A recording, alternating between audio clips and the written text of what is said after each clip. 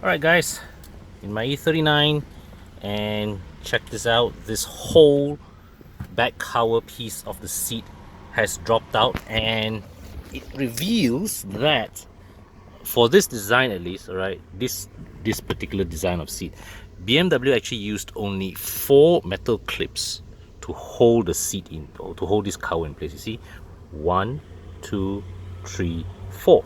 So this clip goes here. Okay, see how they match, right? So this upper clips match to this bracket here, and those 2 clips at the bottom supposed to go into this hole. Now see at this side, right, at the right side, you see this plastic piece. The one on the left side has broken away.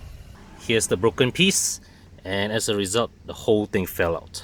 So the fix is relatively simple. However, what you need to do is you need to ensure that the clips align with the bracket. Okay, so what you do is first you need to put this clip, these 2 upper clips, to align here, and the lower part is going to be the trickier one, because what you have to do is once you align these 2 clips up, right, you need to put your fingers up and push the cover in.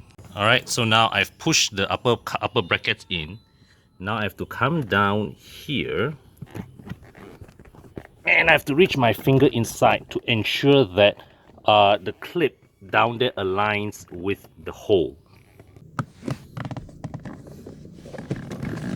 Okay, so you need to slip your fingers under, align the clip with the gap, and push it in.